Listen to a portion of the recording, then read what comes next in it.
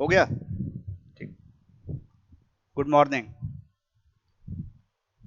Yesterday we are discussing about time dilation, and we have seen that the time observed by the ground observer is more in comparison to the time recorded by the moving watch. और इसका प्रमाण भी आप लोगों ने देखा कि mu मैसान के केस में म्यू मैसान खुद टाइम जो लेता है 2 माइक्रोसेकंड का, जब 0.998 सी की वेलोसिटी से चलता है। लेकिन उसी समय को टाइम डायलेशन के अनुसार जब हम देखने का प्रयास करते हैं तो एक साइंटिस्ट जो लैब में बैठा हुआ है उसको वह समय 32 माइक्रोसेकंड दिखता है, इनलार्ज दिखता है, बढ़ा हुआ दिखता है। और इसलिए हम एक्सप्लेन कर पाते हैं कि म्यू मेसान जो 10 किलोमीटर के हाइट पे क्रिएट हो सकता है, जो स्वतः केवल 600 मीटर तक पृथ्वी की तरफ आ सकता है, वो कैसे पृथ्वी तक 10 किलोमीटर नीचे आ पाता है। And that process can be explained with the help of the time dilation formulation. तो इसलिए एक जस्टिफिकेशन, एक्सपेरिमेंटली वेरिफिकेशन मिल जाता है आइंस्टाइन के जो इक्वेशन डेवलप किए गए हैं। एक इक्वेशन, एक न्यूमेरिकल और मैं आपको कर दे रहा हूँ जो टाइम डायलेशन पे ही आधारित है, और यदि आपको याद होगा तो इसमें आप बताइएगा। टाइम डायलेशन का द टाइम डायलेशन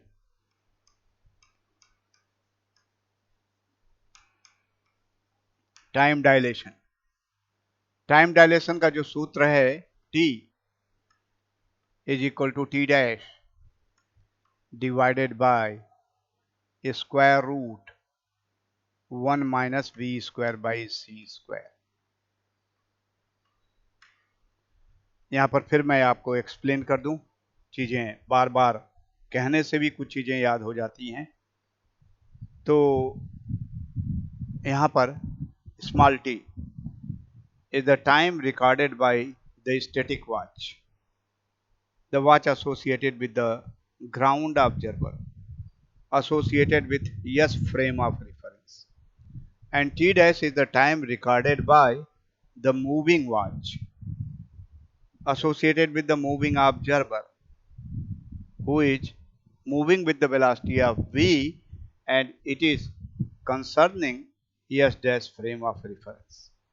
और इस इक्वेशन का प्रयोग करते हुए हम लोगों ने बहुत सारे कल न्यूमेरिकल प्रॉब्लम को सॉल्व किया, और जो एक रियल इफेक्ट है म्यू मेसान पैराडॉक्स, उसको एक्सप्लेन करने की कोशिश की थी। मैं एक फिर उदाहरण लेता हूं। With what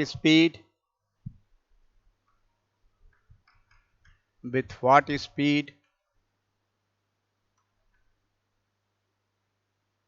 A watch be moved such that it loses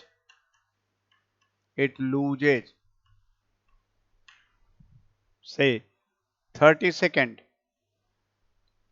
in 24 hours। एक घड़ी को किस स्पीड से चलाई जाए, मूव कराया जाए, मूविंग ऑब्जर्वर जिसके पास घड़ी है वो किस स्पीड से चले कि उसकी घड़ी 24 घंटे में 30 सेकंड स्लो हो जाए, सुस्त हो जाए, कम समय रिकॉर्ड करे। तो अब तक आपको अंदाज हो गया होगा। अब बताइए टी की वैल्यू क्या होगी। ओके, टी की वैल्यू जो होगी T the time recorded by the ground observer, ये ऑब्वियसली 24 घंटे 24 hours 24 hours being converted into minute, 24 into 60 minute, ये कल आपने किया था। It is 1440 minute. और फिर सेकंड में चूंकि ये लूज करता है तो it has be converted into second, तो 24 इंटू 60 सेकंड। और जब इसको गुणा करते हैं इट इज सेकंड। जब इसको गुणा करते हैं तो 1440 गुणे 6, यहाँ कर लेते हैं into 6, 0, 24, 26, 8, 86,400 in second. It is 86,400 second. So this is the value of t. और t डैश की वैल्यू क्या आएगी बताओ? t dash it loses 30 seconds, तो t डैश को घटाओगे तो t डैश की वैल्यू आ जाएगी 86,400 में से 30 सेकेंड लूज करेगा, कम हो गया, तो इट बिकम्स 36,370 सेकेंड। तो आपने किताब भी देखा होगा, किताब में बहुत सारी चीजें कहीं बढ़ा दिया है, कहीं प्लस कर दिया है, कहीं माइनस कर दिया है, तो वो चीजें वो आपको समझ में आ गई होंगी। और ये एक्चुअली टी डैश की वैल्यू जब आप निकालेंगे तो घटाना पड़ेगा, टी हमेशा ज्यादा होगा टी डैश से, T dash will be less in comparison to T, ऐसा होगा। और ये वैल्यू आपको निकल गई, T, the value for T is more in comparison to value of T dash is less. और फिर सूत्र का प्रयोग करेंगे, t is equal to T dash divided by square root 1 minus B square by C square. इसको करने के लिए t और ये सब पता है, तो मैं फिर आज कन्वर्ट कर लेता हूं, चूंकि वेलोसिटी निकालनी है तो 1 minus B square by C square, cross multiplication किया और स्क्वायर कर दिया, तो इधर आएगा T dash by T, T dash by T, और स्क्वायर किया तो होल स्क्वायर। और द वैल्यू फॉर बी कल भी मैं कर चुका हूं, will be C times square root, ये इधर घट जाएगा, ये इधर जाएगा, तो 1 minus T dash by T whole square. Value substitute करें, सी in terms of C the answer can be obtained, वो भी सही है, या यहाँ 3 इंटू 10⁸ लिखेंगे तब भी उत्तर निकलेगा, वो भी उत्तर सही है। सी में जब आप निकालेंगे तो कुछ ही यूनिट का प्रयोग नहीं करेंगे, लेकिन जब आंसर आप 3 इंटू 10⁸ का रख करके प्रयोग करेंगे, आंसर निकालेंगे, तो उसमें यूनिट आपको मीटर पर सेकेंड लिखना पड़ेगा, यदि सी की जगह पर 3 इंटू 10⁸ मीटर पर सेकेंड का प्रयोग कर रहे हो तो इसका ध्यान रखना, अदरवाइज इसका ध्यान नहीं रखेंगे तो नंबर आपके डिडक्ट हो जाएंगे। So 1 minus 86,370 divided by 86,400, 86,370 divided by 86,400 whole square. Solve करने के लिए क्या करना पड़ेगा, न्यूमरेटर में डिनोमिनेटर का से डिवाइड करिए, जो रिजल्ट आया उसका स्क्वायर करिए, उसको एक में से घटाइए, और जो रिजल्ट आपको प्राप्त हो जाए उसका स्क्वायर रूट ले लीजिए, and then write down the answer in terms of C. तो हमने न्यूमेरिकल कैसे किया जाएगा, कैलकुलेटर का प्रयोग कैसे करेंगे, ये आपके ऊपर छोड़ दिया है, किताबों में भी दिया हुआ है, तो आप खुद प्रैक्टिस करो और प्रैक्टिस करके न्यूमेरिकल कैसे सॉल्व करते हैं, एक्चुअल वैल्यू कैसे प्राप्त करेंगे, इसको किस ढंग से सॉल्व कर पाएंगे, ये आप जान पाएंगे या उससे कर सकेंगे। ये कुछ एग्जाम्पल्स है जो मैंने आपको दिया टाइम डायलेशन से, और पुनः आपको स्मरण दिला दूं कि टाइम डायलेशन का फार्मूलेशन एक ऐसा फार्मूला है जो आइंस्टाइन द्वारा डेवलप किया गया, जिसका एक्सपेरिमेंटल वेरिफिकेशन हमको प्राप्त होता है। और आपसे पूछ दे छोटा सा सवाल, कौन सा एक्सपेरिमेंट है जो टाइम डायलेशन को जस्टिफाई करता है एक्सपेरिमेंटली, तो क्या उत्तर देंगे, it is the mu meson experiment which has been conducted. अच्छा ये देखो, केवल म्यू मेसान ही नहीं है, पाई मेसान भी होते हैं, पाई प्लस मेसान होते हैं, पाई माइनस मेसान होते हैं, और सबके लिए बाद में एक्सपेरिमेंट किया गया, तो ये फिर एक्सपेरिमेंटली वेरीफाइबल था और एक्सपेरिमेंटली इसको जस्टिफाई किया गया। तो ढेर सारे न्यूमेरिकल आपके किताबों में मैंने बताया भी है, जो AKTU में दिए हुए हैं, पूछे हुए हैं, उनको विशेष करके आप जरूर कर लें। जो सॉल्व एग्जाम्पल हैं उनको भी करें और वहाँ से आप कैलकुलेशन करें, खुद कैलकुलेट करके निकालो कि जो उत्तर दिया हुआ है वो उत्तर आप निकाल पाते हो कि नहीं। और मुझे लगता है इतने एग्जाम्पल्स के बाद आप सक्षम हो पाए हो कि किताबों में कहीं कहीं जैसे इसको ये 86,400 में 30 जोड़ दिया गया होगा, किसी किसी किताब में 30 प्लस किया गया होगा, ये गलत है। तो यहाँ लिखेंगे 86,430। यदि ऐसा करेंगे तो it will be more than 1, और मोर देन 1 हो गया तो ये इमेजिनरी क्वांटिटी आ जाएगी, गलत हो जाएगी स्वयं में। तो इसलिए ऐसा नहीं करना चाहिए, हमेशा ध्यान रखना चाहिए t is always greater than t dash. मैं पुनः आपको स्मरण दिला दूं, t क्या है? The time recorded by the ground observer, the time recorded by that watch which is static, और t dash is the time recorded by that watch which is in movement, जो चल रही है। t और t dash में कितने का अंतराल आएगा, कितना डिफरेंस आएगा, ये डिपेंड करेगा कि वेलोसिटी ऑफ मूवमेंट कितना है। आपने कंडीशंस देखा है, यदि वेलोसिटी 0 है तो t की वैल्यू t डैश के बराबर आएगी। If the velocity is very very less than c, तब भी t की वैल्यू t डैश आएगी। हवाई जहाज से भी चलें तो समय में कोई परिवर्तन नहीं आएगा।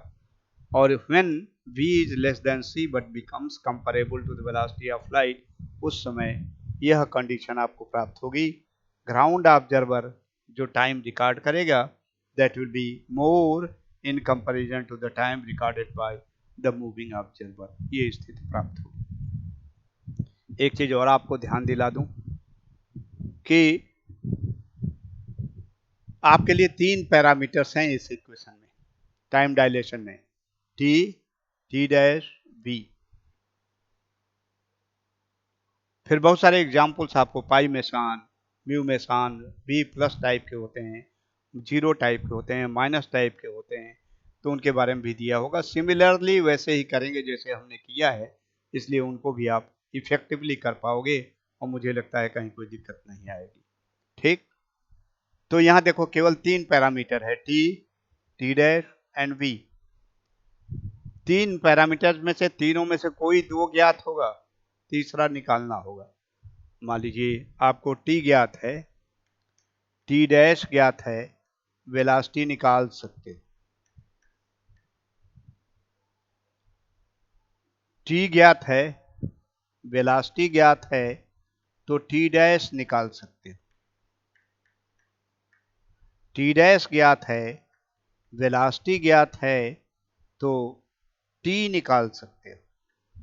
3 ही पैरामीटर हैं, 3 में से कोई 2 ज्ञात हो तो तीसरे की वैल्यू आसानी से निकाली जा सकती है।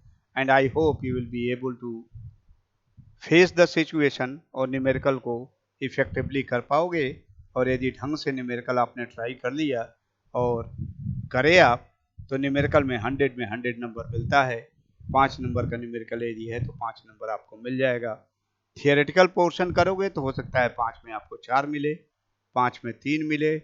वहाँ थोड़ी सी डाउट रहती है कि किस ढंग से आपने एक्सप्रेस किया है, इस पर डिपेंड करता है। लेकिन न्यूमेरिकल एक ऐसा पेपर में एक पार्ट होता है जिसको जरूर ट्राई करना चाहिए और उस पर फुल मार्क्स मिलते हैं यदि आपने सही ढंग से कर लिया तो ऐसी स्थिति बनती है। अब एक और बात यहाँ पर आती है जिसको हम कहते हैं principle of simultaneity. Principle of simultaneity, simultaneous से बना है simultaneity, NEITY, principle of simultaneity. इसके पहले आपने देखा है गैलीलियन ट्रांसफॉर्मेशन में कि यदि कोई इवेंट साइमल्टेनियस है यस फ्रेम ऑफ रेफरेंस में, तो yes dash frame of reference से भी देखा जाए तो वह साइमल्टेनियस ही दिखाई देता है। Time interval is invariant Galilean transformation में आपने देखा है। अब देखो ध्यान रखना चाहिए गैलीलियन ट्रांसफॉर्मेशन कब वैलिड है, when v is very very less than c, तब के लिए वो वैलिड है। हम यहाँ ऐसी सिचुएशंस को कंसीडर कर रहे हैं where velocity of movement is comparable to the velocity of light but less than c।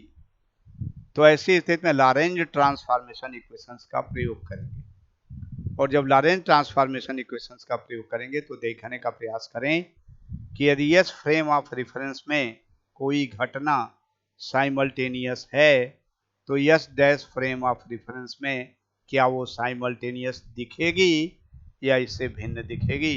इसी को हम कहते हैं प्रिंसिपल ऑफ साइमल्टेनिटी।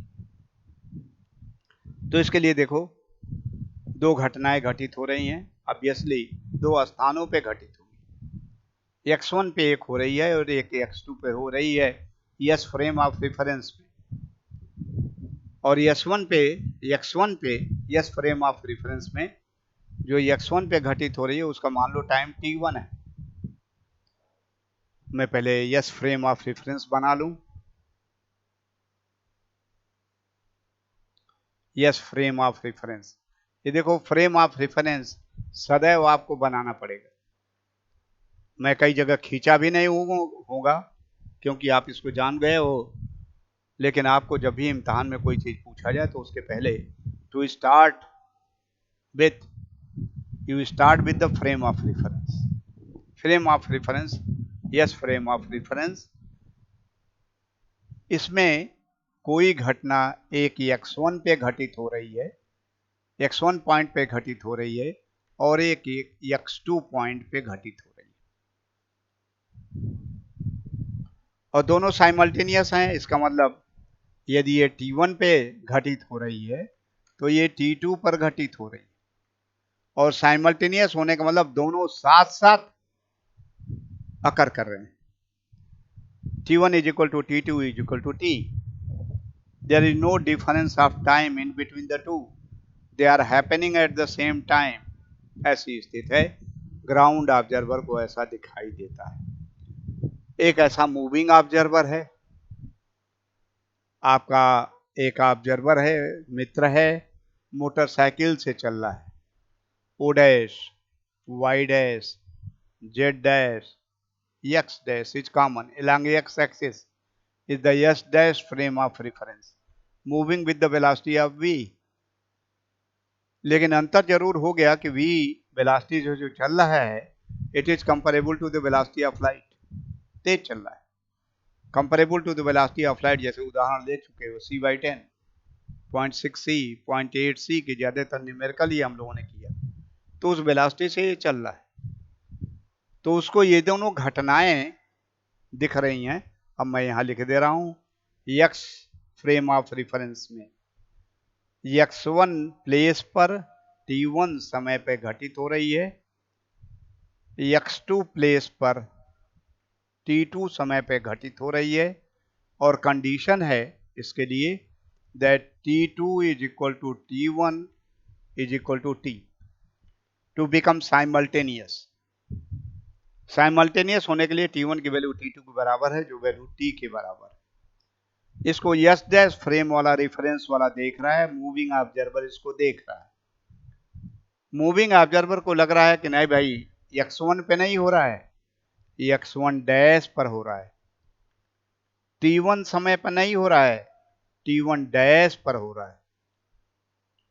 पहली घटना को मूविंग ऑब्जर्वर जो yes dash frame of reference में चल रहा है वो देख रहा है कि x1 डैश पे हो रहा है और t1 डैश समय पर हो रही है, और दूसरी घटना x2 डैश पर हो रही है और t2 डैश समय पर हो रही है।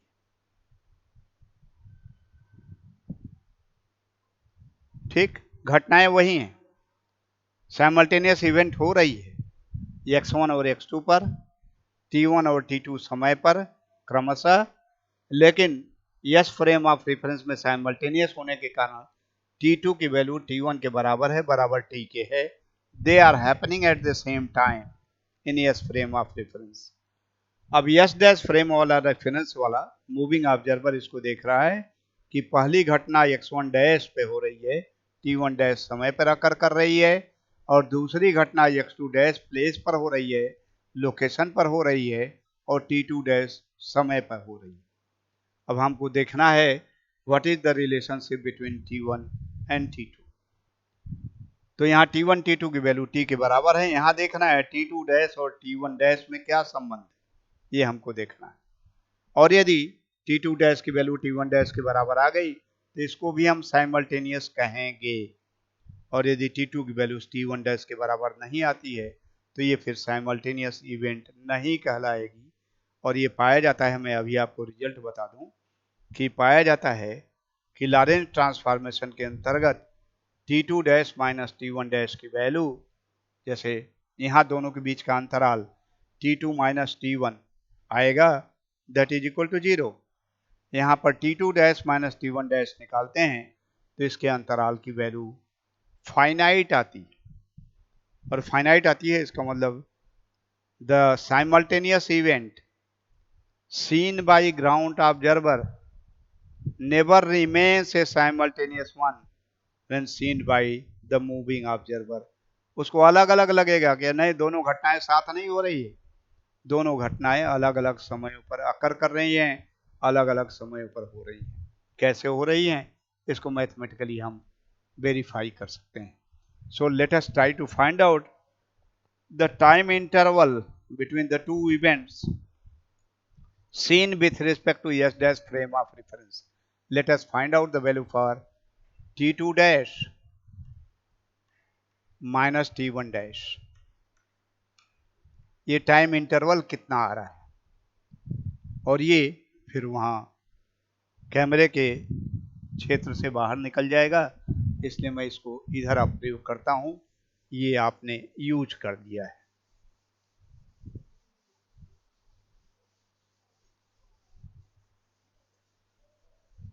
This reason can be use now. और इससे संबंधित चीजों को हम यथावत रहने देते हैं। There is no change at all.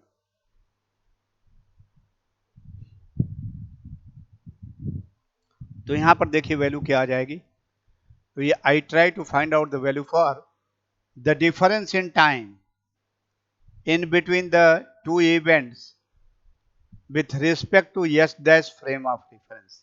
आपका मित्र है, मोटरसाइकिल से चल रहा है, लेकिन शर्त है कि ये मोटरसाइकिल से जो चल रहा है उसकी वेलोसिटी जो असंभव है, लेकिन हम मान लेते हैं it is comparable to the velocity of light. तो उसको दिख रहा है कि पहली घटना x2 डैश x1 डैश पे दिखाई दे रही है T1 डैश समय पर, दूसरी घटना x2 डैश पे दिखाई देती है T2 डैश समय पर।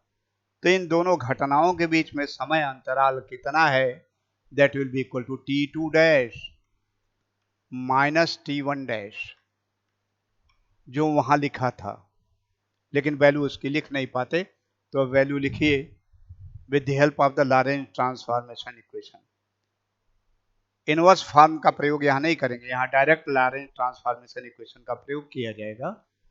T2 डैश की वैल्यू आएगी T2 minus Vx2 divided by C square whole divided by square root 1 minus V square by C square. Check कर लीजिए, लॉरेंट ट्रांसफॉर्मेशन इक्वेशन आपके पास लिखा हुआ है। और लॉरेंट ट्रांसफॉर्मेशन इक्वेशंस के अनुसार T2 डैश की वैल्यू इतनी लिखी जा सकती है। Similarly you can write down the value for T1 dash. T1 dash की वैल्यू भी लिख सकते हो, और T1 डैश की वैल्यू चूंकि ये लिखे हो तो आपके लिए आसान हो गया। It is T1 minus Vx1। आप कहेंगे क्यों x2 का प्रयोग कर रहे हैं, क्यों x1 का प्रयोग कर रहे हैं। तो देखो T1 का करेंगे तो x1, T2 का करेंगे तो x2, ऑब्वियस है। तो T1 का प्रयोग किया तो x1, T2 का प्रयोग किया तो x2। v कांस्टेंट है, c is the velocity of light is a constant divided by square root 1 minus v square by C square, जिस वेलोसिटी से वो चल रहा है। तो ये इक्वेशन आ गए। अब यहाँ पर ये दोनों ठीक है ना। Time interval recorded by the moving observer, जो बाइक वाला चल रहा है, बाइक वाला इन दोनों घटनाओं के बीच में कितना टाइम इंटरवल देखेगा, देखा जाए ये जीरो हो जाता है कि या जीरो से अलग है। तो हमने इसको लॉरेंट ट्रांसफॉर्मेशन से कन्वर्ट कर लिया।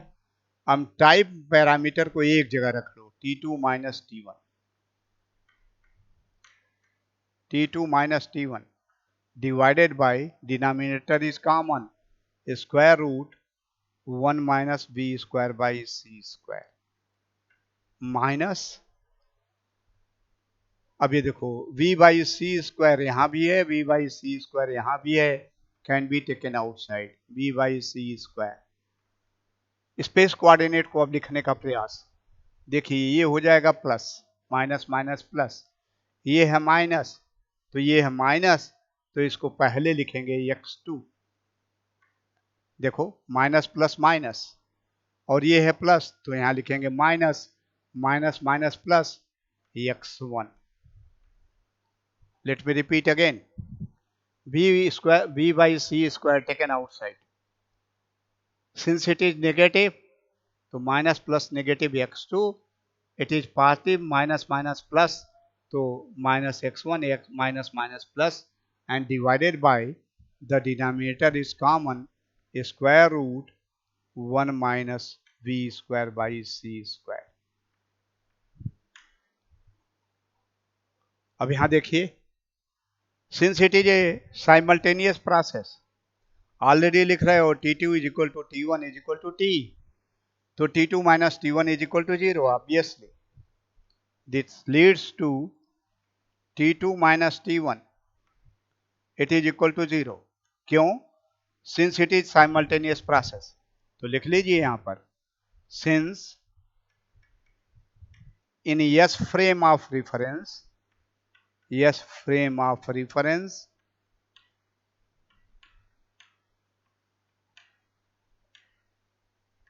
it is a simultaneous process, it is a simultaneous process,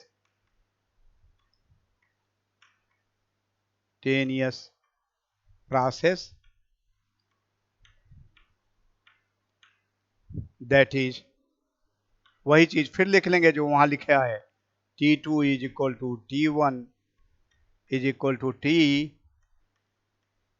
और जब यहाँ T2 is equal to T1 is equal to T substitute करोगे, T minus T 0, the first term becomes 0. We get only the second term, to T2 dash minus T1 dash, this is equal to, the first term is 0 minus v by c square x2 minus x1, x2 minus x1 divided by square root 1 minus v square by c square। यहीं से conclusion derive कर सकते हो। x2 दूसरा स्थान है, x1 पहला स्थान है, तो x2 is not equal to x1। T2 की वैल्यू तो T1 के बराबर है साइमल्टेनियस होने के कारण, लेकिन x2 की वैल्यू x1 के बराबर नहीं है, तो ये फिर सेकेंड टर्म 0 नहीं हो पाएगा। And there by on the right hand side we are getting some quantity, some appreciable quantity, और इसलिए ऑब्वियस है कि T2 dash minus T1 dash will have a finite value. Obviously T2 dash, this leads that T2 dash is not equal to T1 dash. तो यहीं से conclusion तो निकल गया कि ग्राउंड ऑब्जर्वर को साइमल्टेनियस दिखने वाली इवेंट मूविंग ऑब्जर्वर को who is moving with a velocity comparable to the velocity of light, वो साइमल्टेनियस नहीं दिखेंगी। The simultaneous events are not invariant. Galilean transformation में आपने देखा था साइमल्टेनियस इवेंट्स आर वेरिएंट, नहीं invariant, they does not change, they remain the same. एक simultaneous ground observer को दिखता है तो moving observer moving with a velocity कम very very less than c, वह उसको भी साइमल्टेनियस दिखेगी। लेकिन यहाँ पर यदि ग्राउंड ऑब्जर्वर को साइमल्टेनियस दिखाई देता है तो moving observer moving with a velocity comparable to the velocity of light but less than c, इसको साइमल्टेनियस नहीं दिखेगा। T2 dash is equal to not T1 dash, और यही प्रिंसिपल ऑफ साइमल्टेनिटी कहलाती। अब कहेंगे निगेटिव आ रहा है, तो टाइम तो कभी निगेटिव होता नहीं, हम बैक टाइम में कभी जा नहीं सकते हैं। Time is always a positive quantity, तो it can be written as a positive quantity also. Provision है, तो उससे भी एक दूसरा निष्कर्ष और निकल जाता है।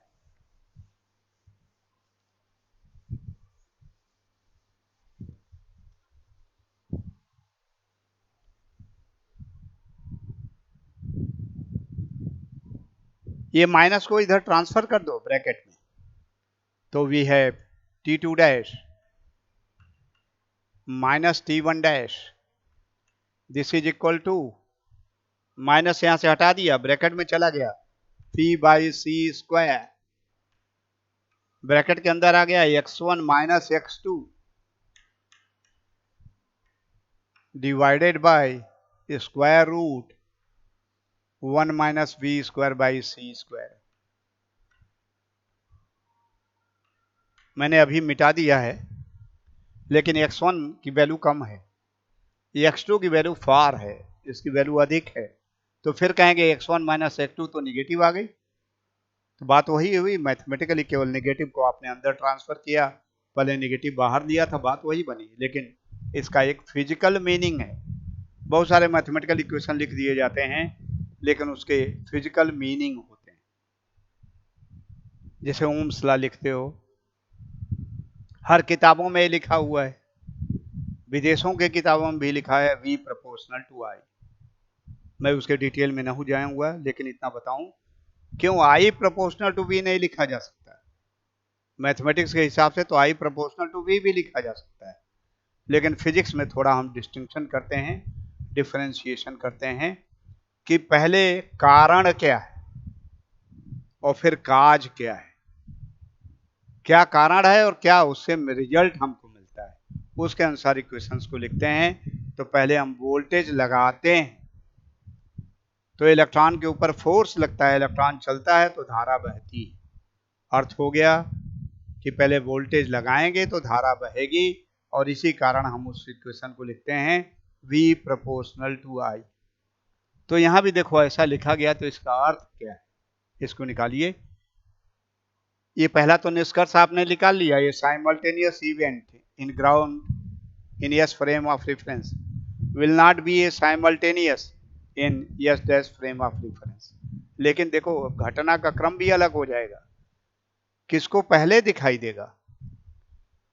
तो देखो हमेशा फाइनल में से इनिशियल को घटाते हो, तो लगता है कि पहले साइमल्टेनियस इवेंट जो अब साइमल्टेनियस नहीं दिखेगी, तो पहले घटना x1 पर दिखेगी, जो नियरर पॉइंट है लगेगा यहाँ पहले घटित हो रही है, और जो फार्दर पॉइंट है x2 उसे बाद में घटित हो रही है, क्योंकि सब जगह आप देखो घटाते हो, final time minus initial time.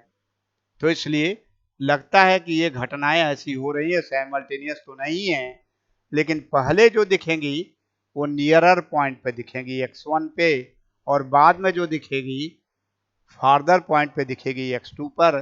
तो ये इक्वेशंस होंगे जो साइमल्टेनियस इवेंट साइमल्टेनियस नहीं दिखेगी during Lorentz transformation equation in 4-dimensional space, and this is said to be the principle of simultaneity। तो ये फिर आज के लिए इतना ही, फिर हम नेक्स्ट लेक्चर में कुछ नया शुरू करेंगे।